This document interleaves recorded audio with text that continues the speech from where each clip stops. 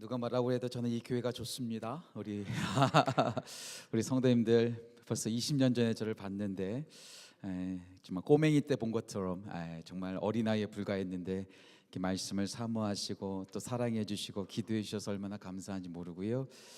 어제도 말씀드렸지만 우리 노명선 목사님 진짜 이번에 처음 뵀는데 한 5년 6년 뵀던 것 같고요. 뭐 목사님은 뭐 저한테 그런 말 안 했지만 뭐 목사님이 허락하든 허락하지 않든 전 형님으로 모시도록 하겠습니다. 우리 목사님 너무나 감사하고 또 사모님 너무나 감사하고 우리 교회가 진짜 멋진 교회 계속해서 정말 말씀과 은혜를 따라 나아가는 전진하는 공동체 되기를 주님의 이름으로 축복합니다. 인생에 있어서 중요한 것은 저는 균형이 중요하다고 생각합니다.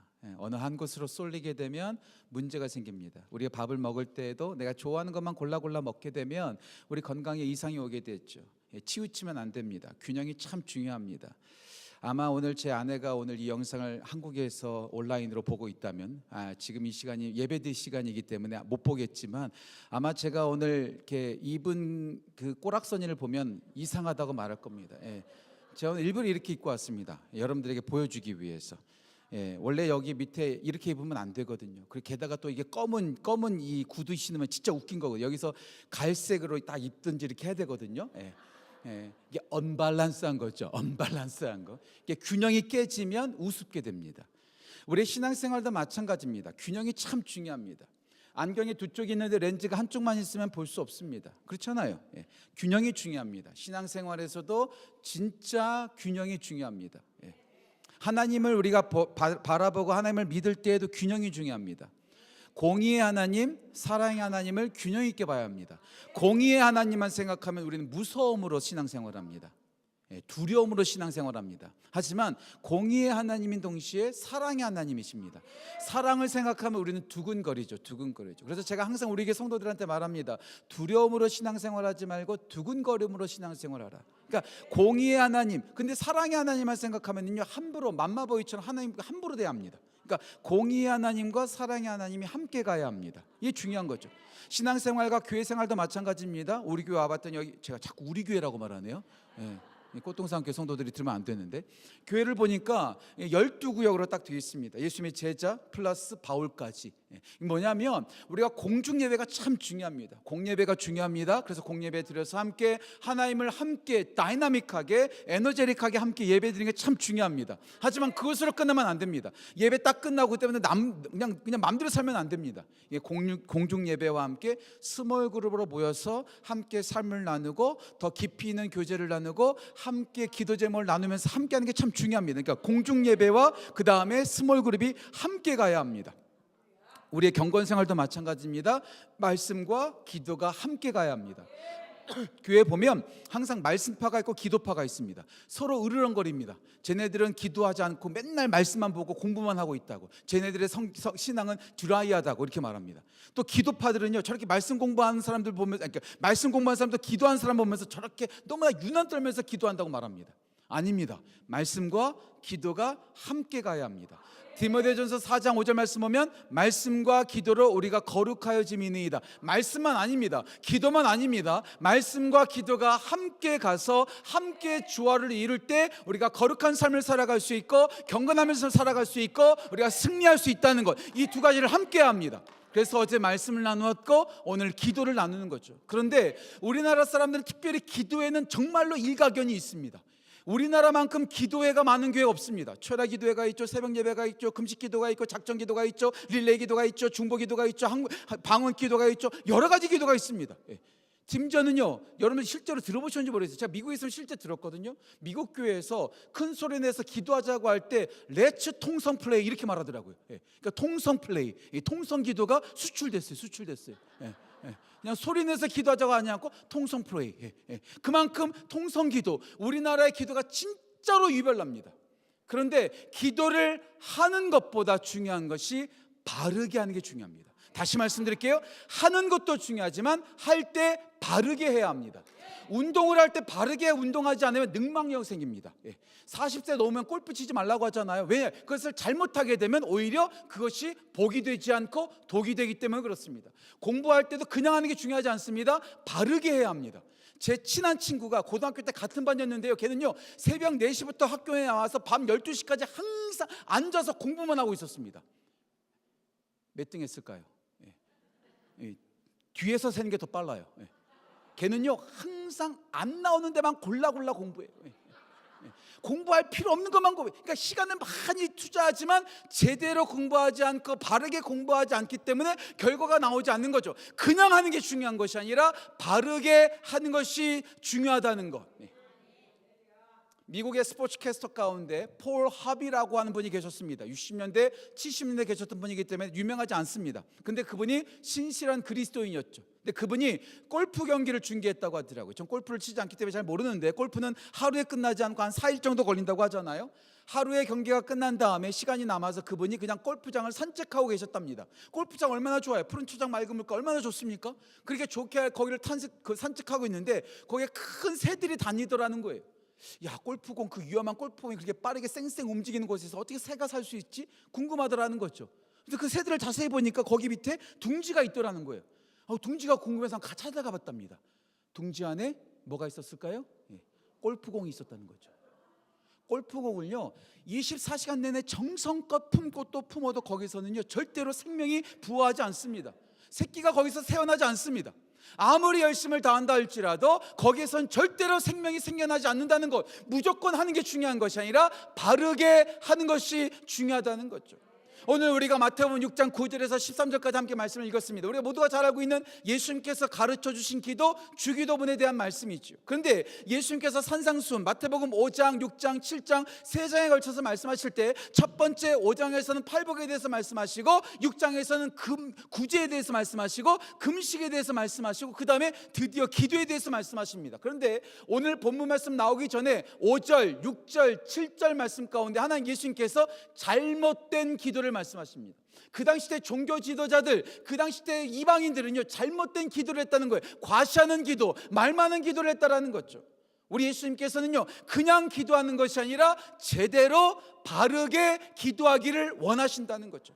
우리 예수님께서 예배 강조하셨습니다. 말씀 강조하셨습니다. 하지만 예배를 어떻게 어떤 방식으로 드려야 되는지 스탠다드 모범을 말씀하지 않으셨습니다. 성경을 강조하셨지만 성경 공부를 귀납적 법적으로 해야 될지 원어를 바라봐야 될지 인물 중심으로 해야 될지 그런 말씀하지 않으셨습니다. 그냥 말씀만 강조하셨고 예배만 강조하셨지 구체적인 방법을 말씀하지 않으셨습니다. 하지만 오직 기도만큼은 어떻게 기도해야 될지 그 스탠다드 모범을 우리 가운데 알려주셨다는 거죠. 그러면서 예수께서 말씀하십니다. 오늘 6장 9절 말씀이죠. 너희는 이렇게 기도하라. 영어성을 보니까 You should pray this. 이렇게 기도해야만 한다라고 말씀하셨어요. 그래서 주기도문이 중요한 거예요. 주님께서 이 모범을 알려주시고 이 모범을 통해서 우리가 어떻게 기도해야 될지를 분명히 말씀하셨기 까닭에 이것을 따라서 날마다 기도하라는 것이 아니라 이 중심에 있는 여러 가지 내포된 중요 사상을 보면서 그 중심 내용을 보면서 이것을 따라서 기도할 때 항상 기억하라는 거죠. 그래서 어저께는 3가지의 말씀드렸는데 오늘은 5가지입니다. 내일 주일 예배이기 때문에 빨리 끝내야 되는데 마음이 급합니다. 5가지. 물론 더 많이 말할 수도 있겠지만 오늘 예수님께서 가르쳐 주신 기도를 통해서 우리가 5가지의 기둥을 잘 세워서 무조건 기도 많이 하는 교회가 아니라 바르게 기도하여 하나님의 응답받는 놀라운 역사가 우리 교회 가운데, 우리 모든 성도들의 삶 가운데, 우리 모두 가운데 넘치기를 주님의 이름으로 축복합니다. 자, 그렇다면 오늘 예수님께서 가르쳐 주신 이 기도를 통해서 우리가 무엇을 배울 수 있을까요? 5가지. 첫 번째, 기도는 아버지께 합니다. 기도는 아버지께 합니다. 너무나 중요합니다. 너무나 중요합니다. 예수님을 믿는 사람들만 기도하는 게 아니에요. 모든 사람들이 기도합니다. 제가 초등학교 시절 때 아직도 잊을 수 없는 하나의 사건이 있습니다. 여러분도 아마 기억하시는 분 있을지 모르겠어요. 제가 초등학교 시절 때 한국을 완전히 발칵 뒤집어 엎은 하나의 납치 사건이 있었습니다. 이상윤 군 납치 사건 기억하시는지 모르겠어요. 그 아이가 실종돼 가지고요 매일 9시 뉴스마다 그 상황을 항상 보고했습니다. 그런데 어린 나이에 제가 그분들을 절대로 비하하거나 조롱하는 게 아닙니다. 어린아이의 눈으로 볼 때 참 이해되지 않는 부분이 나왔어요. 그 이상윤 군의 엄마 아빠가 밤마다 장독대에 올라가서 그 물을 떠나놓고 기도하는데 모든 세상의 신들을 부르는 거예요. 하나님, 예수님, 부처님, 산신령님 다 말하는 거예요. 얼마나 간절하셨으면 그렇게 기도했을까요? 제가 그걸 절대로 비난하는 거 아니라니까요. 그런데 어린아이의 눈으로 제가 볼 때 어떤 신이 응답하지? 이런 생각이 드는 거예요. 기독교인들만, 예수님을 믿는 사람들만 기도하는 것이 아니라 세상의 모든 사람들이 다 기도합니다. 이런 말이 있습니다. 무신론자도 밤이 되면 반쯤은 하나님을 믿는다. 이런 말도 있어요. 그만큼 하나님을 믿지 않은 사람들도 문제가 생기면 기도하는 자리로 들어갈 수밖에 없다라는 거죠. 제가 LA에서 사역했었을 때 저와 함께 동역하던 목사님 가운데 한 분이 목사 되기 전에 보잉사, 비행기를 만드는 보잉사에서 근무하시다가 하나님의 콜링을 받아서 목사가 되신 분이 있었어요. 그분과 함께 교제하다가 자기가 보잉사에서 재밌었던 일을 하나를 말해주더라고요. 사우디아라비아 에어라인에서 비행기 주문이 들어왔다는 거예요. 근데 사우디아라비아 에어라인에서 특별하게 보잉사에게 한 가지 요청을 했다는 거예요. 그 요청이 뭐냐면 모든 좌석 앞에 나침판을 붙여달라는 거예요. 모든 좌석 앞에 나침판. 왜 그러냐 하면 여러분도 아시다시피 무슬림들, 이슬람 성도들은요, 이슬람 신도들은요 하루에 5번씩 시간을 꼬박꼬박 정해서 기도합니다. 우리 피터 오 목사님은 예루살렘을 너무나 사랑하시는데 전 예루살렘에 대한 기억이 별로 안 좋아요. 왜냐하면 가니까 시간마다 막 확성기를 켜놓고 막 이러는데 제가 미치고 환장하겠더만요. 제가 피터 오 목사님만큼 영성이 없어서 그런지 모르겠지만 전 눌리더라고요. 얼마나 이 무슬림들의 기도 소리가 얼마나 바다가 되는지 진짜 힘들어요. 저는 예루살렘만 생각하면 그냥 그 끔찍한 기억밖에 없어요. 그들이 얼마나 열심히 기도하는지 몰라요. 우리는 새벽 예배만 드리죠. 철학 기도만 예배 드리죠. 그들은요 하루에 5번씩 시간을 정해서 항상 기도합니다. 제가 뉴욕을 참 좋아하는데요, 뉴욕에 놀러 가면은요 그 길바닥에서요 양탄자 깔아놓고 기도하는 택시 운전사들이 진짜 많아요. 그 시간이 되면 정확하게 지키는 거예요. 그런데 어떻게 기도하는가? 그냥 기도하지 않습니다. 자기네들이 생각하는 성지 메카를 향해서 기도합니다. 그냥 기도하지 않아요. 메카를 향해서 무릎을 꿇고 기도하는데 비행기로 이동할 때 어떻게 되겠어요? 메카의 위치를 모르잖아요. 그러니까 그 움직이는 속에서도 메카의 위치를 정확하게 알게끔 하기 위해서 모든 좌석에 나침판을 붙여달라는 거예요. 그만큼 열심히 있는 거죠. 텍사스 킬리는 모르겠습니다. 텍사스나 여러 가지 바이블 벨트는 모르겠습니다. 제가 공항 가면 여러분 다 기도처가 있잖아요. 공항마다 다 기도처가 있잖아요. 그 기도처를 볼 때마다 와, 크리스천들이 진짜 열심히 기도하는구나. 이 미국은 정말 하나님을 믿는 국가구나. 그렇게 생각했는데요, 제가 어떤 전문가한테 얘기 들었는데 그 장소를 제일 많이 이용한 사람들이 크리스천이 아니라 무슬림이라는 거예요. 거기서 항상 기도한다라는 거죠. 기독교인들만 열심히 기도하지 않습니다. 불교도들도 3000배 얼마나 열심히 하는지 몰라요. 모두가 다 기도한다는 거죠. 우리가 누구에게 기도한다고요? 아버지 하나님께 기도한다는 것. 제가 예전에도 여러분한테 아마 소개했던 것 같은데 어저께 예배를 드리다 보니까 우리 영어권 분들이 많이 계셔서 오늘도 오셨는지 모르겠지만 한번 그 퀴즈 한번 보여주세요. 아시는 분은 답을 말하지 말고 그냥 속으로만 생각하시고, 아시는 분은 말하지 말고 속으로만. What is greater than God? 예. 제 딸들이 제가 영어만 하면은 창피해가지고 밖을 나가버립니다. 예.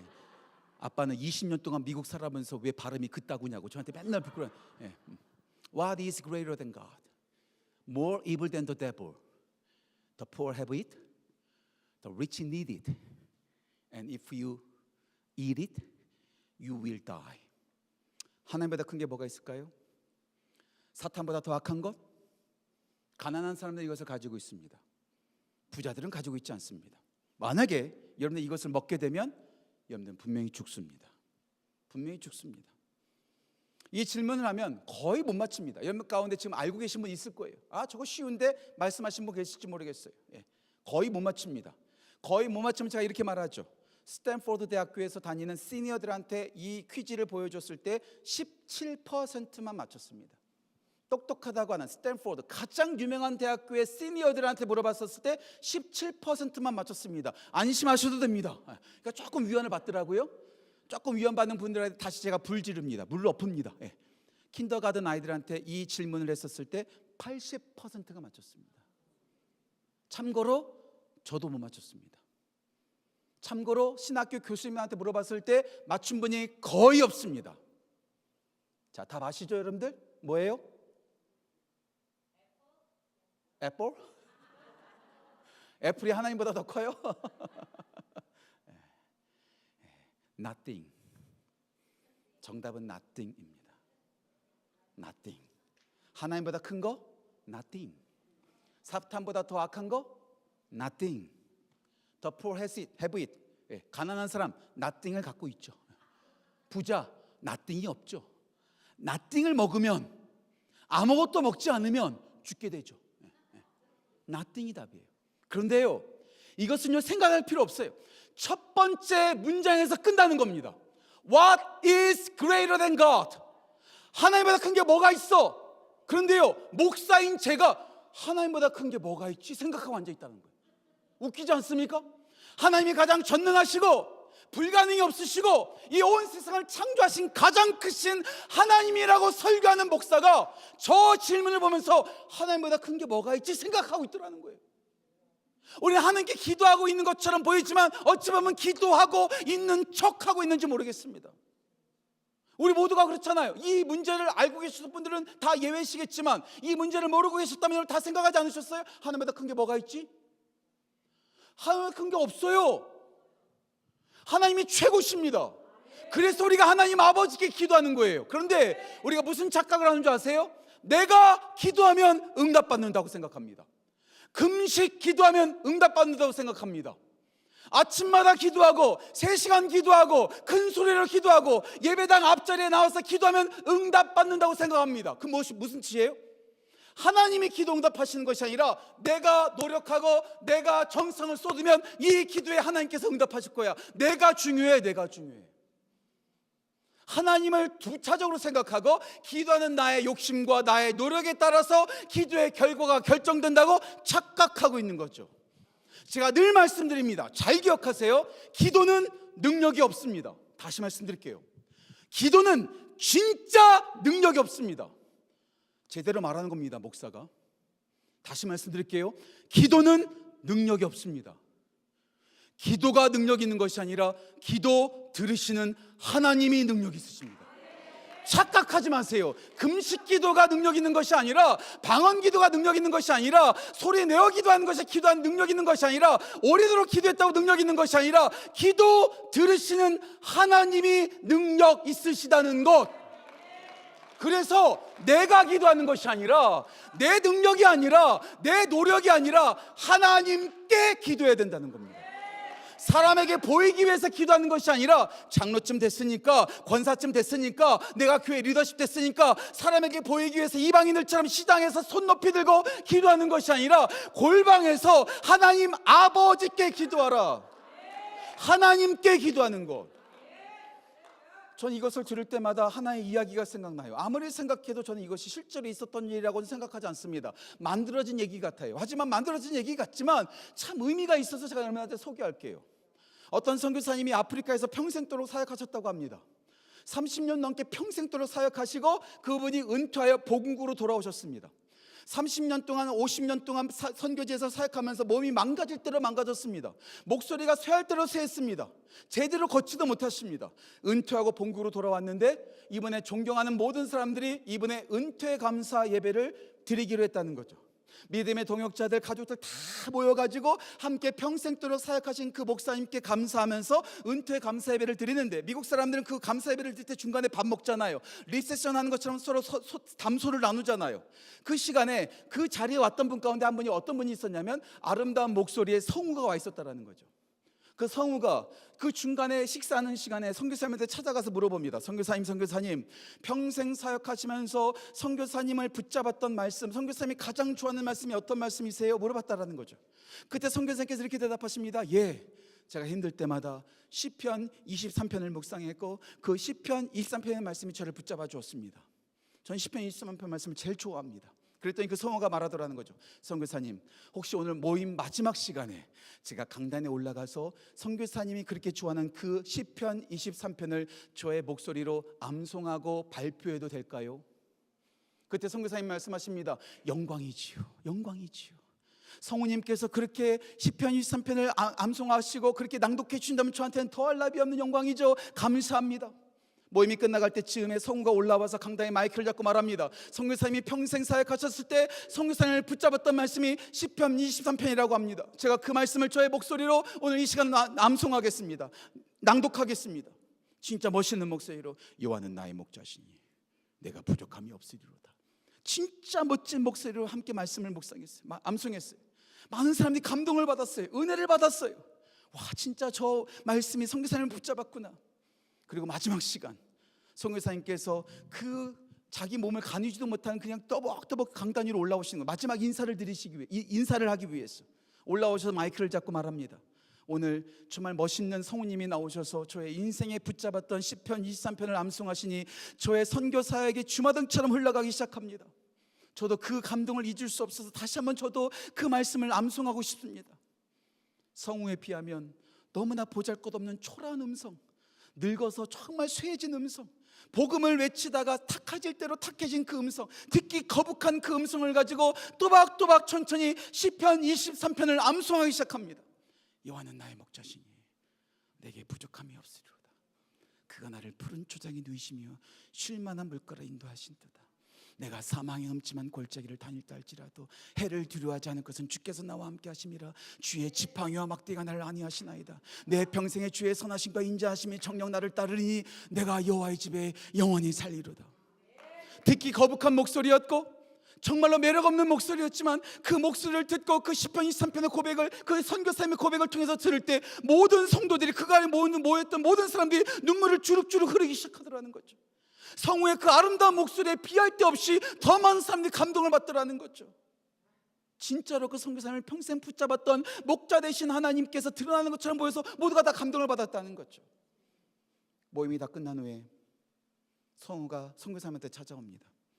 그리고 성우가 선교사님한테 이렇게 말했다고 합니다. 선교사님, 저는 그동안 시편 23편을 알고 있었는데 선교사님은 시편 23편에 나오시는 하나님을 알고 계셨군요. 저는 시편 23편만 알고 있었는데 선교사님은 시편 23편에 나오는 하나님을 알고 계셨군요. 우리가 그냥 상투적으로 기도하는 것 아닙니다. 추상적으로 기도하는 것 아닙니다. 오직 하나님 아버지, 우리의 기도를 들으시고 우리의 기도에 역사하시고 불가능을 가능케 하시고 없는 것도 있는 것처럼 부르시고 죽은 자도 살리시는 그 하나님 아버지께 기도해야 된다는 것. 우리의 기도가 능력 있는 것이 아니라 우리의 기도를 들으시는 하나님이 능력 있으시다는 것. 그래서 우리 예수님께서 기도하는 방법에 대해서 말씀하지 않으십니다. 기도의 명당짜리 말씀하지 않으십니다. 기도의 목소리에 대해서 말씀하지 않으십니다. 기도의 언어를 말씀하지 않으십니다. 기도의 신학에 대해서 말씀하지 않으십니다. 가장 먼저 중요한 것, 누구에게 기도해야 될지를 가장 먼저 알려주십니다. 그러므로 너희는 이렇게 기도하라. 하늘에 계신 우리 아버지요, 아버지 하나님께 기도하라는 거죠.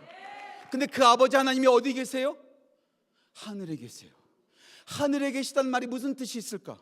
첫 번째, Almost High God, Almighty God. 가장 높은 곳, 가장 높은 곳에서 우리를 다스리시고 통치하시고 가장 큰 능력을 가지신 Almighty God, 하나님 아버지, 가장 능력 있으신 하나님. 나는 할 수 없지만 하나님께서 하실 수 있다는 그 Almighty 하나님께 기도하라는 거죠. 두 번째, 가장 가까이 계신 하나님. 우리는요, 하늘 저 멀리 있다고 생각합니다. 그렇죠? 하늘 하면 멀게 느껴져요. 하지만 하늘만큼 우리가 쉽게 볼 수 있는 곳 없습니다. 지금 우리가 예배당 안에 있지만 5초만 있으면 우리는 나가면 바로 하늘이 보입니다. 만약에 예수님께서 바다에 계신 아버지였다면요, 산에 사는 사람들은 죽었다 깨나도 못 봐요.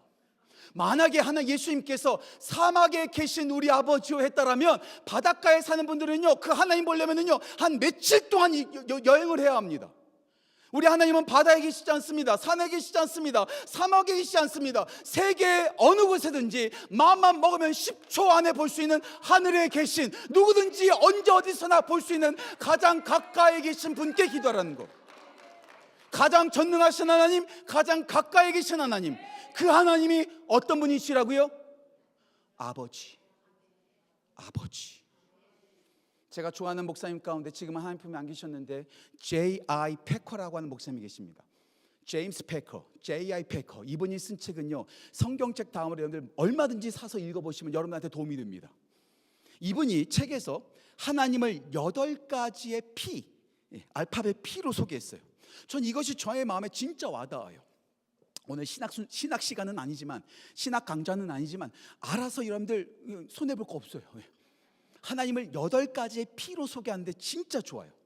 첫 번째 P, Personal God, 인격적인 하나님. 기계적인 하나님이 아니라 우리와 함께 교제하시고, 우리와 함께 대화를 나누시고, 우리와 함께 사랑을 나누시는 퍼스널, 인격적인 하나님. 두 번째 P, 이 발음할 때마다 제 딸들이 도망칩니다. 여러분들 놀리지 마세요. 그냥 그러려니 하세요. 우리 한국 사람은 R 발음과 L 발음을 잘 못해요. 플로럴, 복수, 삼위일체 하나님, 성부 하나님, 성자 예수님, 성령 하나님, 플로럴. 그냥 뭉개버렸어요. 플로럴, 복수의 하나님, 복수의 하나님. 세 번째, 퍼펙트 하나님, 완전하신 하나님. 우리는 불완전하지만, 우리는 부족한 게 있지만, 우리는 하지 못하는 것이 있지만, perfect. 이것도 F하고 P도 어려워요. perfect 하나님, 완전하신 하나님. 네 번째, 기억이 안 나네요. 이것도 웃기네. purposeful 하나님, 목적을 갖고 계신 하나님, 우리를 향하신 목적과 계획을 갖고 계신 하나님.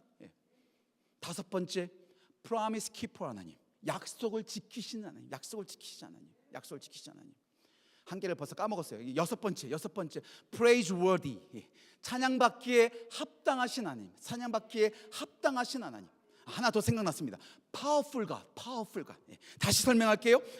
personal, 인격적인 하나님, plural, 삼위일체 하나님, perfect, 완벽하신 하나님, powerful 하나님, 능력 있으신 하나님, purposeful, 목적을 갖고 계신 하나님, promise keeper, 약속을 지키신 하나님, praiseworthy, 찬양받기 합당하신 하나님. 7개의 P. 하지만 저는 마지막 8번째 P가 제일 좋아요. 마지막 8번째, partner. P-A-T-E-R-N-A-L.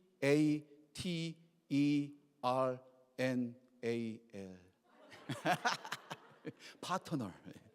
아버지 되신 하나님. 아버지는요, 우리를 제일 사랑하시는 분이세요. 육신의 아버지는 문제가 있을 수 있습니다. 하지만 진짜 아버지라면 우리를 가장 사랑하시는 거죠. 제가요 40대에서 아빠가 됐어요. 늦지막하게 아빠가 되니까 아빠의 심정, 하나님의 아버지의 심정을 알겠더라고요. 아프면 내가 아프지 딸들 아픈 거 못 봐주겠더라고요. 그리고요, 그 아이들을 위해서도 죽을 수 있겠더라고요. 남들은 그렇게 못합니다. 아버지. 이 아버지가 딱 한 분밖에 안 계십니다. 세상은 이 아버지가 많대요. 절대 아버지는 많지 않습니다. 단 한 분밖에 안 계십니다. 아무리 옆집 아저씨가 돈이 많아도 그 아저씨는 절대로 아버지가 되지 못합니다. 아버지는 한 분입니다. 가장 사랑하는 분. 제가 어저께 뭐 했을까요? 집회 준비하는 게 마땅하죠, 그렇죠? 어저께 제가 타겟 투어를 했습니다. 타겟에 제가 오스틴까지 내려갔어요. 어저께 자그마치 6군데를 돌아다녔습니다. 왜? 우리 딸들이 타겟에만 판매하는 리스트를 저한테 줬거든요. 아빠 이거 안 사오면 가로 열고 죽어, 가로 닫고. 집회도 중요하지만 딸들을 사랑하니까 딸들을 위해서 타겟 투어를 다니는 거예요. 오스틴까지, 라운드 락까지 다 돌아다니는 거예요. 제가 이번에도 못 찾으면 템플도 가고 달라스까지 갈 뻔했어요, 진짜로. 마지막 6번째, 여호와 이레, 거기 딱 있더라고. 할렐루야. 아버지니까 하는 거예요. 남들은 하지 않아요. 옆집 아저씨 해주지 않아요. 근데 우리가 누구에게 기도한다고요? 하늘에 계신 우리 아버지께, 가장 전능하신 하나님, 가장 가까이 계신 하나님, 그리고 우리를 가장 많이 사랑하시는 그 아버지께 기도하라는 거죠. 근데 그 아버지 앞에 하나의 단어가 또 있어요. 하늘에 계신 어떤 아버지? 우리 아버지. 그래서 교회에서 함께 예배하는 거예요. 함께 기도하는 거예요. 나만 복받고 나만 응답받고 끝나는 것이 아니라 교회가 함께 합하여, 초대교회가 그렇게 전심으로 기도했던 것처럼 우리가 함께 기도하는 거죠. 왜요? 우리는 다 하나님을 아버지라 부르는 아들과 딸 가족이잖아요. 그래서 공동체가 함께 기도하는 거예요. 내 문제만 갖고 기도하지 않습니다. 다른 형제자매의 문제를 가지고도 기도합니다. 교회를 위해서 기도합니다. 담임 목사님을 위해서 기도합니다. 모든 사역을 위해서 기도합니다. 내 문제뿐이 아니라 공동체가 함께 끌어안고 하늘에 계신 아버지께, 우리 아버지께 기도하는 것, 내가 중요하지 않고 기도를 들으시는 아버지가 중요하다는 것. 다시 말씀드릴게요. 꼭 기억하세요. 기도는 능력 없습니다. 뭐 기도에 은사가 있고 영빨이 있는 권사님들이 있으시잖아요. 아니에요. 기도빨이 있다고 생각하면요, 하나님보다 자기가 하나님이 돼. 저 권사님한테 받아야지 기도 응답 받아. 여러분들 그런 말에 속지 마십시오. 내가 기도해서 응답받는 것이 아니라 하나님께서 응답하신다는 거예요. 아버지 하나님께 기도하는 우리 교회, 우리 성도, 우리 모두 되시기를 주님의 이름으로 축복합니다. 아버지께 기도합니다. 두 번째, 이제 첫 번째 끝났네요. 두 번째, 순종하며 기도합니다. 순종하며 기도합니다. 기도는 밴딩머신이 아닙니다. 자동 판매기가 아닙니다. 알라딘의 램프가 아닙니다. 우리가 기도하면 하나님께서 제깍제깍 우리 가운데 응답하시고 내가 원하는 것을 주시는 것, 그게 기도가 아닙니다. 기도 응답 안 되니까 금식 기도해요. 예, 금식 기도 하실 수 있습니다. 근데 마치 하나님께 협박하는 것 같아요. 하나님, 이번에 기도 응답 안 하면 나 교회 떠납니다. 한번 보세요. 내가 끝장 봅니다. 이러면서 하나님께 협박하는 경우가 있어요. 하나님께 뭔가 얻어내요. 하나님을 굴복시켜요. 아니에요. 기도는 내 뜻에 관철시키기 위해서 하나님을 굴복시키고 하나님을 이겨먹는 것이 아니라 하나님의 뜻에 우리가 순종하는 겁니다. 하나님의 뜻에 순종하는 게 기도예요. 그래서 예수께서 말씀하십니다. 오늘 10절 말씀이죠. 뜻이 하늘에서 이루어진 것 같이 어디서 이루어진다고요? 땅에서 이루어진다고요. 땅에 우리의 뜻이 하늘에서 이루어지는 것이 아니라 하늘의 하나님 뜻이 이 땅 가운데 나의 삶 가운데 이루어지는 것. 그래서 내 뜻과 다르다 할지라도 하나님의 뜻이면 순종하는 겁니다. 그 대표적인 사람이 누굽니까? 모세죠. 모세가 이스라엘 백성들을 출애굽시켰습니다. 광야 40년을 인도했습니다. 그의 꿈은 뭐였을까요? 가나안 땅에 들어가는 거예요. 그런데 하나님께서 너 못 들어간다. 그때 어떻게 합니까? 모세가 금식 기도합니까? 작전 기도합니까? 철야 기도합니까? Yes sir, 여기 있겠습니다. 그냥 순종하는 거예요. 너무나 부당하잖아요. 40년 동안 그렇게 했었는데, 바로 앞에서 죽을 위기도 몇 번을 보냈는데 나를 거기 못 들어가게 하신다고요? 삐져가지고 교회 떠나고 하나님, 저는 하나님 자녀 아닙니다, 이렇게 할 만도 한데 그는 그러지 않습니다. 그냥 거기서 yes sir, 그냥 surrender 하는 거예요. 바울도 생각해 보세요. 바울에게 육체의 가시가 있었습니다. 한 번만 기도하지 않았습니다. 3번씩이나 기도했습니다. 고린도후서 11장 말씀 보면 하나님께서 뭐라고 말씀하시죠? 내 은혜가 내게 족하도다. enough. 그때 사도 바울이 또다시 4번째 기도하지 않습니다. 그냥 거기서 받아들입니다. yes sir, 여기까지. 아니, 가장 대표적인 분이 계시죠. 우리 예수님. 우리 예수님께서 십자가 지시기 전날 밤 겟세마네 동산에서 기도하십니다. 분명히 자기의 뜻을 말씀하셨습니다. 아버지요, 이 잔을, 이 고난을, 이 죽음을, 이 고통을, 이 십자가를 내게서 옮기시옵소서. 분명히 자기의 원하는 바가 계셨습니다. 하지만 내 뜻대로 마옵시고 아버지의 원대로 되기를 원하나이다. 내 뜻을 관철시키고 고집 피우는 것이 아니라 하나님의 뜻에 순종하는 것, 그의 나라가 여기에 임하는 거예요. 그래서 어떤 영성학자 이런 말 했습니다. His kingdom come, 그의 나라가 임하신다면, Thy kingdom come, 그분의 나라가 임하신다면 My kingdom done, 내 나라가 끝장나야 된다. Thy kingdom come is my kingdom done. 근데 내 나라를 계속해서 고수하고 있어요. 이렇게 돼야만 합니다. 이 시간에 돼야 합니다. 하나님께 고집 피우고 앉아 있어요. 그 기도 응답받는 게 진짜 복일까요? 그 기적을 경험하는 게 진짜 복일까요? 용서하세요. 해석이 안 되지만 그런 기도 응답받고 잘 안 된 인간들 많습니다. 제가 미국에서 사역했었을 때, LA에서 사역했었을 때 UCLA 합격하게 해달라고 저한테 기도했던 분이 있어요. 그래서 그 자녀를 위해서 제가 열심히 기도했습니다. 어느 날 찾아왔어요. 목사님 진짜로 우리 아이가 UCLA 들어갔어요. 하나님께 영광. 들어가서 어떻게 됐을까요? 교회 떠났어요. 그에게는 UCLA 합격이 아니라 불합격이 은혜였을 거예요. 하나님의 기도 응답의 방법은 전 4가지가 있다고 늘 말씀드립니다. 4가지의 기도 방법, 기도 응답의 방법. 첫 번째, yes. 우리가 기도하면 하나님께서 yes 하실 때가 있습니다. 그렇죠? 이게 기도 응답이죠. 얼마나 감사해요. 우리가 구하는 대로 주시는 것, yes. 하지만 yes만 응답이 아닙니다. 두 번째, no. 안 돼. 이것도 응답이에요. 거절이 아닙니다. 응답이에요. 우리 예수께서 말씀하셨잖아요. 자녀가 돌을 달라고 하면 누가 돌을 달라 뭐랬죠? 떡을 달라는데 어떻게 돌을 줄 자가 어디 있겠느냐? 어린아이가 와서 칼을 달라고 하면은요, 그 엄마 아빠 절대 주면 안 됩니다. 얘다 칼이다 하면은요, 그건 엄마 아빠가 아닙니다. 안 돼. 너는 칼을 갖고 놀면 안 돼. 칼을 갖고 놀면 넌 다쳐. 안 줘야죠. 안 주는 게 응답입니다. 안 주는 게 복입니다. 하나님께서 예스 하실 때도 있지만 노 할 때도 있습니다. 이것도 응답이에요. 삐지실 필요 없어요. 세 번째 기도 응답의 방법, wait. 기다려라. 기다려야죠. 이런 표현에서 죄송하지만 엄마의 뱃속에 아이가 들었으면 바로 낳으면 안 됩니다. 빨리 낳으면 큰일 납니다. 9개월, 10개월을 충분히 기다려야 합니다. 씨앗을 심으면 바로 싹이 나지 않습니다. 기다려야 합니다. 기다릴 필요가 있어요. 하나님께서 제깍 응답하실 때도 있지만 20일 걸릴 때도 있고 수년 걸릴 때도 있습니다. 오래 걸릴 때도 있어요. 조지 밀러가 이런 말 했다고 하잖아요. 자기가 항상 5만 번 기도 응답을 받았는데 그가 기도 응답 받지 못한 한 가지가 있었다고 하잖아요. 자기 친구의 회심을 해서 기도했다고 하죠. 3명의 친구를 해서 기도했는데 한 명은 회심을 했어요. 하지만 2명은 돌아오지 않아요. 조지 밀러가 죽어가고 그 병원에 누워있을 때 그 친구가 방문합니다. 그리고 그 병상에서 복음을 전했을 때 거기서 회심을 해요. 마지막 한 명 응답받지 못하죠. 구원받지 못했죠. 그런데 그 후에 조지 밀러가 죽은 다음에 장례식장에 그가 왔습니다. 거기서 회심했어요. 그러니까 하나님께서 빨리 응답하실 수도 있고 기다리게 하실 수도 있다는 거. 그러니까 우리가 인내하면서 지치지 말고 포기하지 않고 하나님의 은혜를 계속해서 구해야 된다는 것이 여기서 중요한 것이죠. 예스의 응답이 있습니다. 노의 응답이 있습니다. 웨이스의 응답이 있습니다. 하지만 제가 가장 좋아하는 기도 응답의 네 번째 방법, I have something better in mind. 네가 생각하는 것보다, 네가 구하는 것보다 더 좋은 것 갖고 있어. 우리가 구하는 것보다 더 좋은 것 주시는 하나님. 빌리 그레함 목사님 사모님이 루스 그레함 사모님이죠. 루스 그레함 사모님께서 이런 기도를 많이 하셨답니다. 이런 고백을 많이 하셨답니다. 하나님, 저의 기도에 응답해 주시지 않은 것에 감사합니다.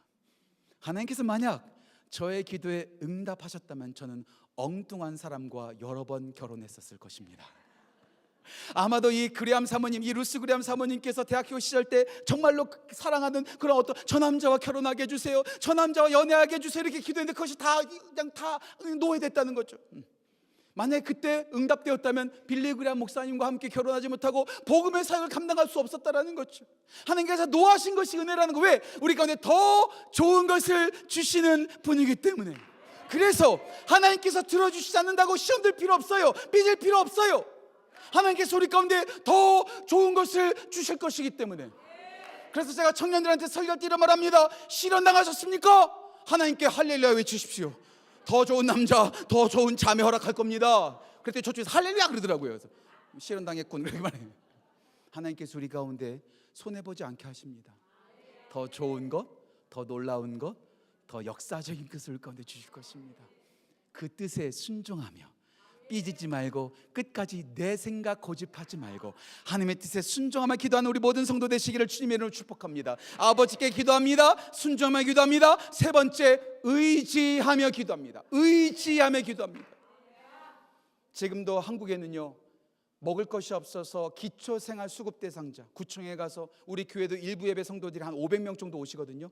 500명 정도가 다 믿음 있으신 분들 아니에요. 예배 드리면 10,000원 주거든요. 그러니까요, 새벽 6시부터 와서 줄 서 있어요. 이분들은요, 진짜 하루 먹고 하루 사시는 분들이에요. 이런 분들이 지금 세상에 진짜 많아요. 킬린에도 오니까 홈리스가 있더만요. 전 세계 인구가 지금 70억에서 80억 넘어간다고 하더라고요. 그런데요, 지금 굶어 죽는 사람이, 굶어 죽을까봐 두려운 사람이 7억에서 8억 정도 된다고 하더라고요. 세계 인구의 10%가 지금 먹을 것이 없어서 고민하고 있습니다. 혹시 여기에도 있으십니까? 없죠. 우리는 먹을 것을 걱정하는 것이 아니라 무엇을 먹을까 메뉴를 걱정하죠. 심지어는 다이어트를 위해서 어떻게 하면 안 먹을까를 걱정하죠. 오늘 예배드리고 집에 들어가서 출출할 때 야식 라면을 끓여 먹을까 말까를 고민하지, 먹을 것이 없어서 고민하는 분은 한 명도 못 봤습니다. 한 명도 없습니다. 근데 우리 예수님께서 뭐라고 말씀하세요? 그 당연한 것, 오늘 저녁 먹는 거 당연하고요. 내일 아침, 점심, 저녁 먹는 거 당연한데 그 당연한 것까지도 기도하라는 것입니다. 11절 말씀, 우리에게 일용할 양식, 하루 먹을 것을 주시고 1년 먹을치가 아닙니다. 20년 먹을치가 아닙니다. 노후 보장을 위해서 기도하라는 것이 아니라 하루하루 모든 것들을 하나님께 의지하며 기도하라는 것. 우리는요, 거창한 문제가 있을 때만 기도합니다. 암 걸려야지만 기도합니다. 파산 직전에만 기도합니다. 그렇게 당연하고 큰 것만 기도하는 것이 아니라 작고 사소한 것까지도 하나님께 기도하며 나아가라는 것. 하나님 없으면 나는 아닙니다. 하나님께서 먹여주시지 않으면 나는 살 수가 없습니다. 내 경험으로 살지 않고 내 능력으로 살지 않고 내 학위로 살지 아니하고 내가 이민 경력 20년이요 내가 마음대로 살 것이요 이렇게 내 경험 의지하지 아니하고 하나님 의지하여 한 걸음 한 걸음 나아가라는 거죠. 당연한 것, 작고 사소한 것도 하나님을 의지하라는 거죠. 쓸데없는 것도 기도하라는 거예요. 제가 좋아하는 하나님의 임재 연습이라는 책이 있습니다. 제가 성경책 다음으로 좋아하는 책입니다. 그 책을 썼던 브라더 로렌스, 이 사람은요 그냥 프랑스 어느 수도원에서 요리하는 요리사였습니다. 이분이 이런 고백을 합니다. 책에서 아무리 작고 사소해 보이는 것도 하나님께 기도하십시오. 청소하는 시간에도 밥 먹을 시간에도 허드한 일 할 때에도 하나님께 심령을 올려드리는 것 하나님께서 기뻐하시는 겁니다. 그리고 책에서 더 이런 말도 나옵니다. 나는 후라이팬에 계란을 뒤집을 때에도 하나님을 사랑하는 마음으로 뒤집는다. 와우. 여러분들 집에서 계란 후라이팬에 계란을 뒤집을 때 어떤 마음으로 뒤집으십니까? 절대 터지지 말아라. 이놈의 남편 빨리 들어와서 처먹고 들어오지. 이렇게 늦게 와서 나한테 이걸 시키나? 하면서 불평하면서 이렇게 뒤집지 않으십니까? 예. 브라더 로렌스는요 하나님을 사랑하는 마음으로 뒤집는 거예요. 예. 모든 순간순간 하나님의 은혜에 의지하여 그래서 기도를 뭐라고 말합니까? 영혼의 호흡이라고 말하는 거예요. 말씀은 우리의 양식이요 기도는 우리의 호흡이라는 것. 그래서 쉬지 말고 기도하라. 이는 너희 안에 계신 하나님의 뜻이니라 말씀하고 계시잖아요. 쉬지 말고 내 기도의 호흡. 내가 하나님 없으면 안 됩니다. 하나님을 의지합니다. 내가 보는 것이 기도요 내가 듣는 것이 기도요. 성도들의 이상한 이야기를 들으면 이걸 또 박 권사님한테 나눠야 되는데 박 권사 김 권사가 이랬대 이게 아니고요. 그 들리는 것을 통해서 어떻게 하라고요? 기도하라고요. 저는 이것을 이렇게 말하고 싶어요. 화살 기도. 이 카톨릭에 있는 건데요. 카톨릭에서도 배울 것도 있어요. 카톨릭에 화살 기도라는 게 있습니다. 화살을 쫙 해가지고 빡 쏘듯이 길게 기도하는 것이 아니라 뭔가 보일 때 그것을 화살 쏘듯이 하나님께 관역에 빡 쏘아주는 거예요. 제가 신문을 볼 때마다 어디에 지진 재해가 있습니다. 어디에서 총격 사건이 있습니다. 그걸 볼 때마다 하나님 저 땅을 불쌍히 여겨주십시오. 저 백성을 불쌍히 여겨주십시오. 박 권사님의 이상한 소문이 들렸다? 그것은 다른 김 권사한테 알리는 것이 아니라 하나님께 하나님 우리 박 권사님 여기 또 박 권사님 또 오늘 또 상처받아서 교회 떠나시면 안 됩니다. 어떤 권사님이 없을까? 남궁 권사님. 남궁 권사님께서 뭔가 일이 있으시고 또 남궁 권사님 계신 거 아니에요 또 여기? 남궁 권사님 뭔가 문제 있으면 그것은 다른 사람에게 알리는 뒷담화라는 것이 아니라 하나님께 그분을 불쌍히 하면서 올려드리라는 것. 내가 보는 것이 기도가 되고 내가 듣는 것이 기도가 되고 내가 서 있는 곳이 기도가 되는 것. 모든 것을 하나님께 의지하는 것이죠. 제 목소리가 커지죠. 제 목소리가 커지는 것은요 설교가 잘 안 된다는 겁니다. 두렵고 떨리는 겁니다. 저는요 설교 인생 20년 넘게 설교했거든요. 설교를 그렇게 많이 했는데 설교할 때가 늘 떨려요. 진짜 지금도 떨려요. 올라오셔서 제 가슴 만져보러 갈 수도 없고 진짜 늘 떨려요. 근데 제가 언젠가 제가 책을 읽다가 존 맥스웰 목사님 책을 읽다가 제가 참 은혜를 받았어요. 그 존 맥스웰 목사님이 이제 뭐 미국에서 유명한 목사님이시거든요. 근데 그 목사님께서 어느 교회 집회를 가셨다는 거예요. 집회를 가셨는데 거기 어떤 청년이 강사 대기실 뒤에 있는 강사 대기실에 딱 앉아 있는데 어떤 여자 청년이 문을 빼꼼 열더니 목사님 이렇게 말하는 거예요. 야 너 여기 왜 왔어? 목사님 제가 여기 회사 여기 근처거든요. 목사님께서 여기 집회 오신다고 해가지고요. 제가 회사 빨리 끝내고요. 목사님 말씀 들으러 왔어요. 야 그 말씀이 그 말씀이고 저 말씀인데 왜 또 와서 말씀을 듣냐 할 때 아이 목사님 그래도 제가 목사님 사랑하게 여기 왔죠. 목사님 그리고요 제가요 목사님 말씀 전하실 때 제가 세징에서 앉아 있을 때 제가 목사님 위해서 기도할게요. 목사님 말씀 잘 전하시도록 기도할게요. 그리고요, 목사님께서 저의 눈과 딱 마주치면요, 제가요 엄지손가락 딱 올릴게요. 목사님을 위해서 기도하고 있다는 뜻으로 제가 엄지손가락 딱 올려. 너무나 엉뚱하잖아요. 야, 빨리 가. 아이, 빨리 가. 알았어. 그날따라 말씀을 전하는데 말씀이 잘 안 풀리거든요. 목사님 그럴 때가 있거든요. 막 튕겨 나오는 듯한 느낌 들고 막 이렇게 말씀에 꼬이고 막 이상하거든요. 막 진땀 뻘뻘 흘리고 있는데 마침 그 자매랑 눈이 딱 맞았어. 그 자매는 계속해서 목사님이 나를 보기만 계속해서 기다리고 있는 거지. 그래서 내가 딱 보는 순간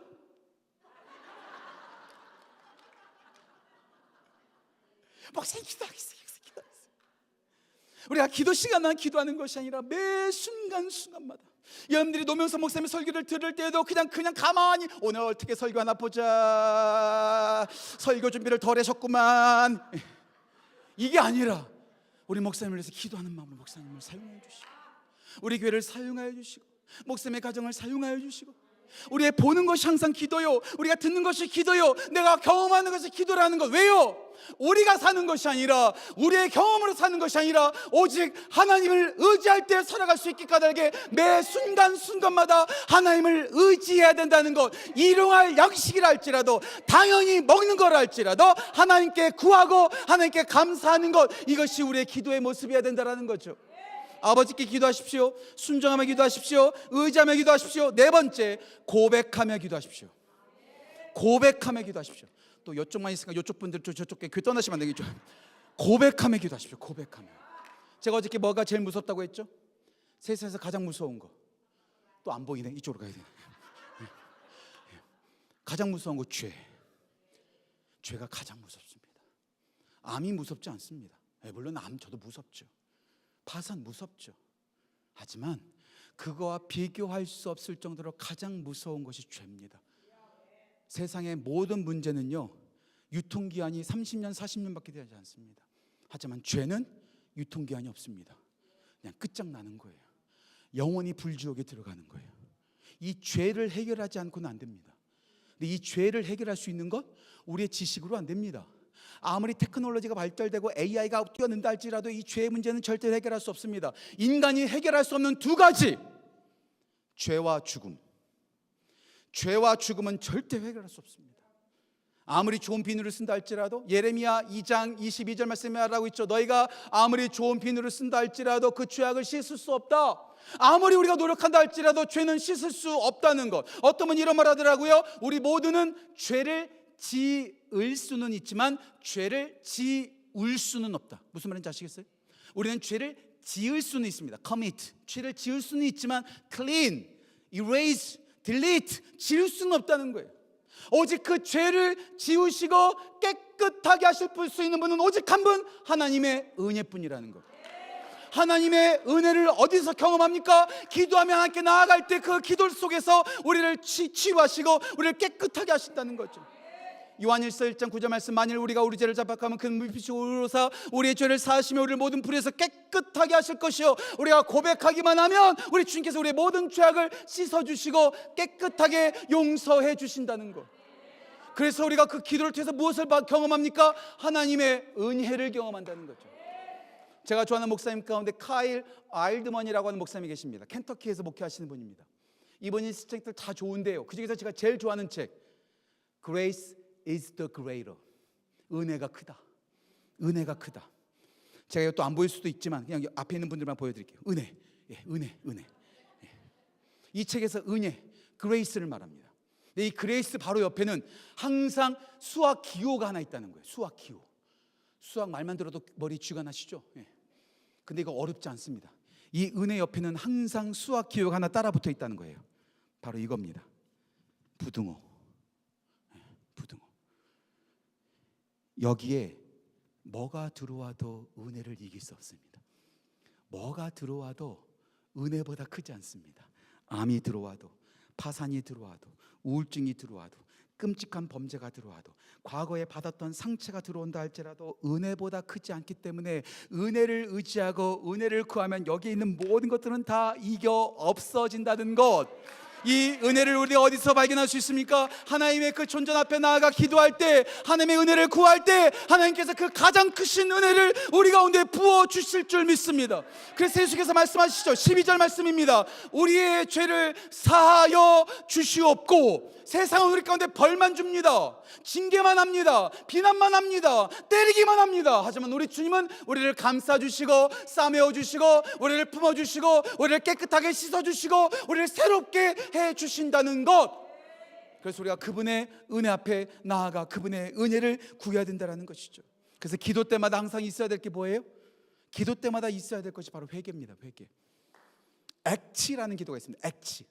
또 영어를 쓰게 되는데 ACTS, 기도의 4요소가 있다는 거죠. 첫 번째 A, adoration, 찬양해야 됩니다. 두 번째 C, confession, 고백하는 거죠. 세 번째 T, thanksgiving, 감사하는 거죠. 감사하는 거죠. 마지막 T, T가 뭐지? S, supplement, 뭔가 공급을 구하는 거죠. adoration, confession, thanksgiving, supplement. 이렇게 더 좋은 게 있습니다. 손바닥으로 기도하는 손바닥 기도 방법. 엄지 손가락, 이게 뭐예요? 당신 최고입니다. 하나님 praise, 하나님을 찬양하는 거죠. 그래서 기도 처음에 전능하신 하나님, 찬양받게 합당하신 하나님, 우리 아버지가 되신 하나님, 신실하신 하나님, 전능하신 하나님을 찬양하는 거예요. 두 번째, 이 손가락으로 다 뭐예요? 다 죄져요. 저 인간. 이게 뭐예요? 회개하는 기도. 세 번째, 세상의 세 번째 손은 욕하는 손이지만 세 번째 손가락은 thanksgiving, 감사가 제일 많아야죠. 감사가 제일 많은 거죠. 감사가 제일 많아야 됩니다. 네 번째 손가락, 약지라고 하죠. 약한 손, 약한 사람들을 위해서, 환우들을 위해서, 믿음이 약한 성도들을 위해서, 어려움 가운데 빠져 있는 사람들을 위해서. 마지막 새끼, 이 뭐예요? request, 나 자신을 위해서. 다른 거 다 하고 남는 시간에 나 자신을 위해서 기도하는 거죠. 하나님을 찬양합니다. 회개합니다. 감사합니다. 중보기도합니다. 그 다음에 피를 구합니다. 그리고 손바닥에 뭐가 써져 있어요? Jesus Christ, in the name of Jesus Christ. 딱 붙이는 거죠. 예수님의 이름으로 기도하는 거죠. 예수님의 이름의 능력 따라서 기도하는 거죠. 예수님께서 우리의 기도를 들어주시고 우리의 모든 것들을 해결해 주시죠. 저는 예수 그리스도의 이름의 능력만큼 강한 것 없다고 생각합니다. 그래서 기도를 마칠 때마다 그냥 기도하는 거 아니면 끝나는 신호가 아니에요. 예수님의 이름으로 기도합니다. 그 예수님의 이름이 능력 있는 거예요.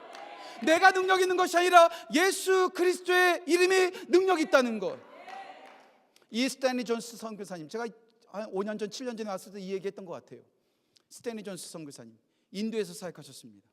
은퇴가 지났음에도 불구하고 인도를 떠나지 않고 사역을 시작하십니다. 그런데 인도에서 사역하시다가 뇌출혈이 오신 거예요. 쓰러졌어요. 반신불구가 됐어요. 본국으로 호송됐습니다.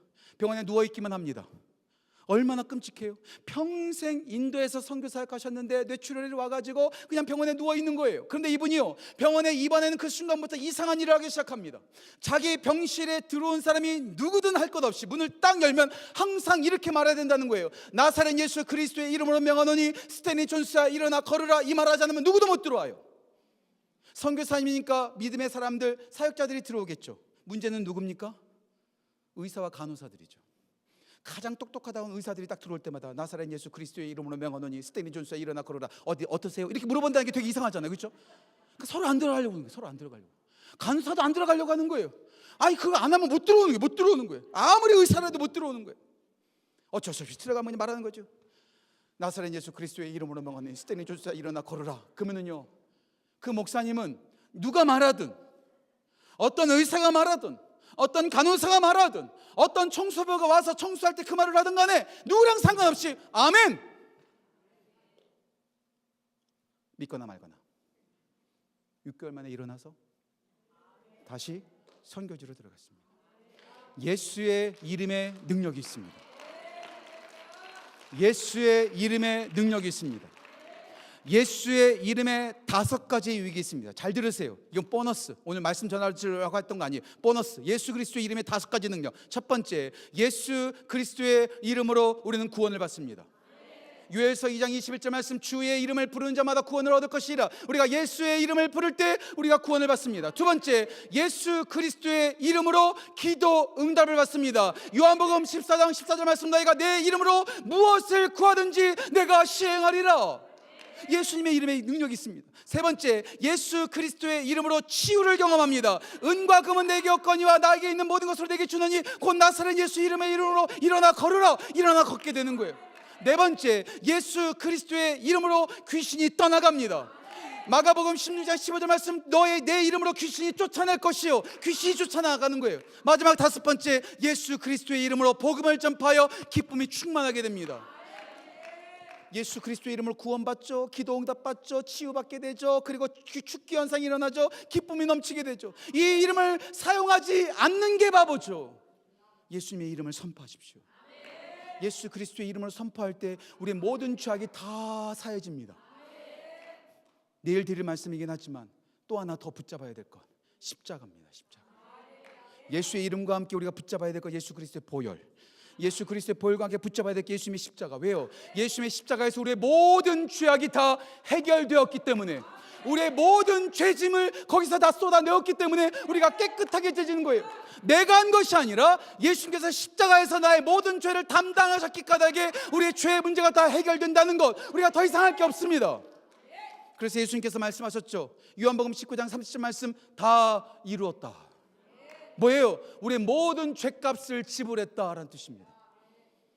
분명히 여러분들 기억하시는 분 있을 거예요. 기억하지 않는다면 여러분들 감사드립니다. 망각의 은혜가 있어서 저는 여러분들 망각의 은혜 정말 좋아요.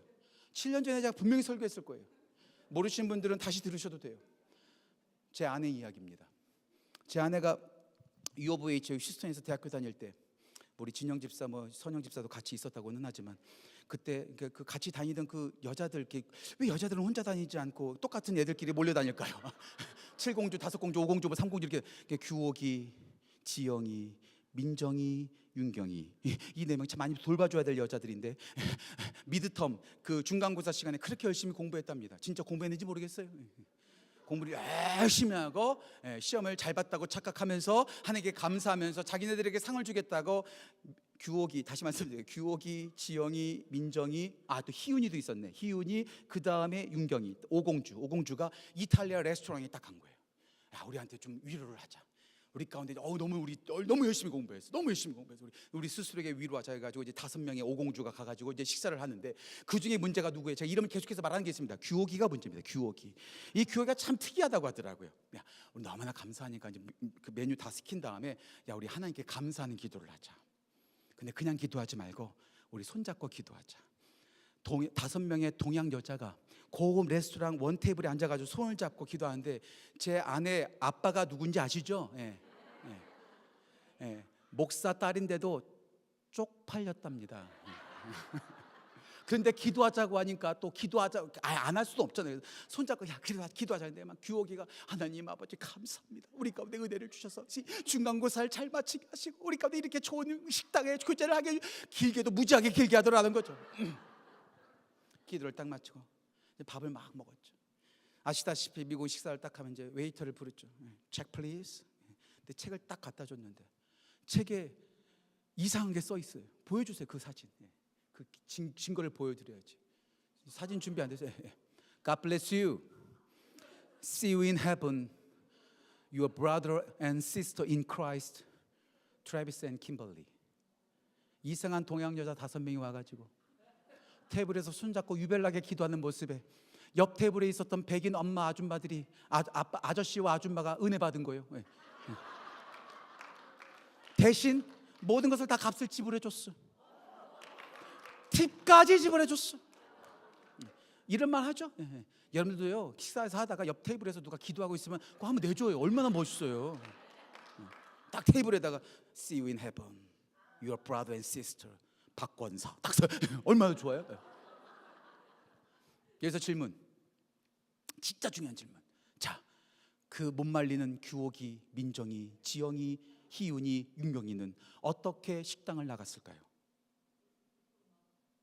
돈 내고 나갔을까요? 그러면 진짜 많이 돌봐줘야 될 애들입니다. 당당하게, 돈도 내지 않았지만, 팁도 내지 않았지만 당당하게 문을 탁 나가는 거예요. 왜요? 트래비스와 킴벌리가 다 내줬으니까.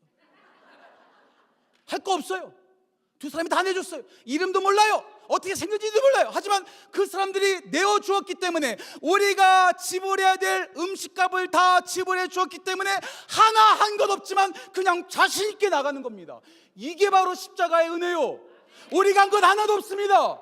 하지만 예수님께서 십자가에서 테텔레스타이, all paid, 모든 것이 다 지불됐어요. 우리의 죄값이 다 지불되었고 우리를 깨끗하게 하셨다는 것, 그분을 믿기만 하면 됩니다. 그분께 기도하기만 하면 됩니다. 그분의 은혜를 구하기만 하면 됩니다.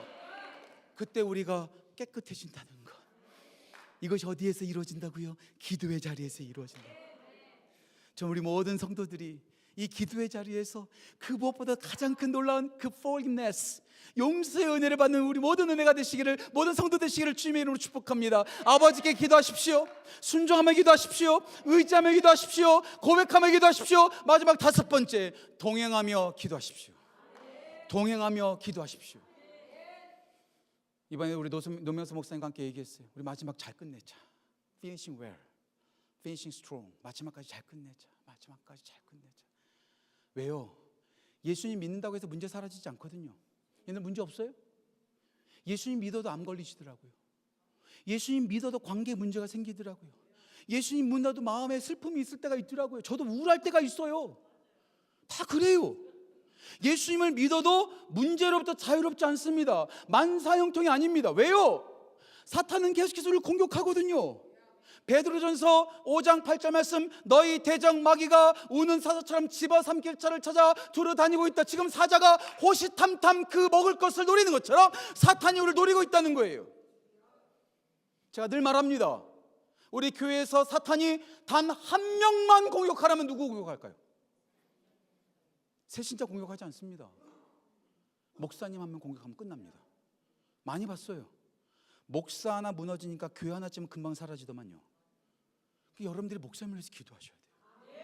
방패 기도하셔야 돼요. 이걸 방패 기도라고 합니다. 방패 기도. 목숨 걸고 기도하셔야 됩니다. 영적 지도자의 건강함이 곧 교회의 건강함이요 우리의 건강이기 때문에 사탄은요 계속해서 공격하는 거예요. 장로라고 해서 예외 아닙니다. 직분자라고 예외 아닙니다. 은사 많이 받았다고 해서 예외 아닙니다. 에이, 목사님 저는 한 번도 유혹에 넘어진 적 없어요. 제가 이럴 때마다 그런 말을 하는 분들한테 제가 늘 말합니다. 사탄에게 승부욕 자극하지 말라고. 사탄은요 어떻게든지 넘어뜨리려고 하거든요. 말씀 하나 더 소개할게요. 예수님께서 하신 말씀입니다. 외우기도 쉬워요. 마태복음 24장 24절입니다. 24시간 내내 조심하라는 말이죠. 다시 말씀드릴게요. 마태복음 24장 24절 말씀. 할 수만 있으면 택하신 자들도 미혹하리라. 예수님께서 말씀하셨어요. 목사가 됐다고 해서 자유롭지 않습니다. 직분자 됐다고 해서 자유롭지 않습니다. 하나님께서 택하신 종이라 할지라도 할 수만 있으면 미혹하리라. 그래서요 내 능력 믿으면 안 됩니다. 아이, 목사니까 난 그동안 한번 내가 목사인데 내가 목사인데, 내가 장로인데 내가 장로인데, 내가 이 쥐뚜리 교회 내가 진짜 내가 기둥인데 절대로 자만하지 마십시오. 그런즉 선줄로 생각하는 자 넘어질까 조심하라. 분명히 말씀하셨어요. 그래서요 내 능력 믿지 마십시오. 나와 함께 하시는 하나님과 동행해야 돼요. 하나님과 동행해야 돼요. 그래서 우리 예수님께서 말씀하시죠. 12절 말씀, 우리를 시험에 들게 하지 마옵시고 다만 악에서 구하시옵소서. 우리를 시험에 들지 않도록 나와 함께 해주십시오. 내가 설령 넘어졌다 할지라도 나를 건져주십시오. 나와 동행해 주십시오. 나를 건져주십시오. 제가 가장 좋아하는 말 하나 소개할게요. 제가 진짜 좋아하는 말입니다. 자주 생각하는 말입니다. 제가 진짜 좋아하는 말, 이 세상 모든 것을 다 가졌다 할지라도 하나님이 없으면 다 아무것도 아닙니다. 하지만 이 세상 모든 것을 다 잃어버렸다 할지라도 하나님이 있으면 모든 것을 가진 것입니다. 돈이 없어도, 건강이 없어도, 지식이 없어도 하나님이 함께 하시면 넘어지지 않는 거요. 하지만 돈 많으면, 건강 많으면 그거 갖고 죄짓고 앉아 있더라고요. 세상 모든 것을 다 잃어버렸다 할지라도 하나님이 있으면 우리 모든 것을 다 가진 겁니다. 세상 모든 것을 다 가졌다 할지라도 하나님을 잃으면 우리는 모든 것을 다 잃어버린 겁니다. 하나님과 함께 동행하십시오. 하나님과 함께 동행하십시오. 죄송합니다. 제가 대형교회 목사라고요? 대형교회 목사도 아닙니다. 얼마나 크다고요? 크지도 않습니다. 여러분 오시면 우리 실망할 거예요. 이거밖에 안 돼 이렇게 말하실 거예요. 하지만 제가 목회자들로서 성도들을 위해서 지금도 기도하고 있거든요. 지금 꽃동산 교회는 지금 주일 예배 중이거든요. 아침부터 계속 꽃동산 교회를 생각하는 거예요. 전 솔직히 여러분한테 말씀드릴게요. 여러분들은 잠깐 기도 쉬고 잠깐 새벽 기도 안 나와도 그거 죄 안 됩니다. 월요일부터 새벽 예배 또 안 나올 생각하지 마시고. 여러분들은 잠깐 기도를 쉰다고 해서 저는 그게 죄가 된다고는 생각하지 않습니다. 하지만 목회자는 다릅니다. 목회자는 다릅니다. 사무엘상 12장에서 사무엘이 사울 왕에게 리더십을 이야기하면서 뭐라고 말하죠? 내가 너희를 위하여 기도하기를 쉬는 죄를 결단코 범하지 아니하리라 말했거든요. 그래서 목회자는 그런 부담이 있어요. 성도가 많으면 많을수록 좋죠. 좋은 게 있죠. 하지만 이 수많은 성도들을 어떻게 다 담을 수 있을까? 그렇잖아요. 여러분들 위해서 한 명 한 명씩 1분만 기도해도요 2시간 넘어요. 그렇잖아요. 다 기도할 수가 없어요. 근데 제가 그걸 감당하지 못하겠더라고요. 자꾸 저한테 죄책감이 다 들어오더라고요. 자꾸 죄책감으로 사탄이 저한테 계속해서 공격하는 거죠.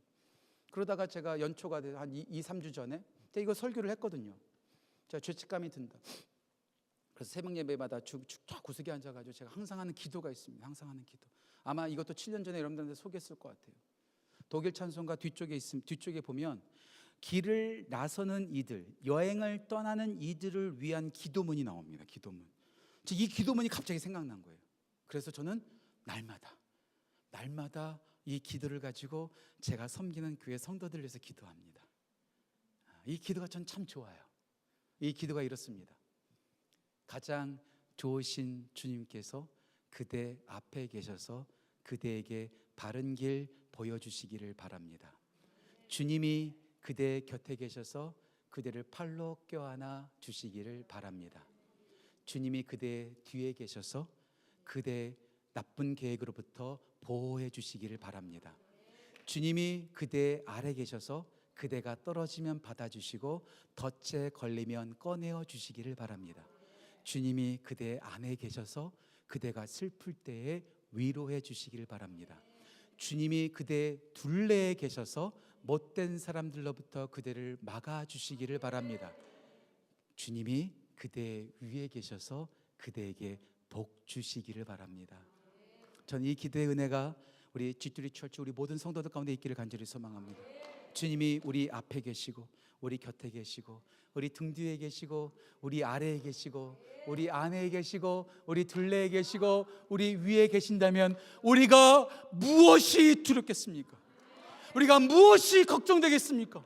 가장 전능하신 하나님께서 나와 그렇게 전방위적으로 함께 하신다면 두려울 게 없죠. 떨릴 게 없죠. 그래서 교회가 기도해야 합니다. 하나님, 이 교회 가운데 함께하여 주옵소서.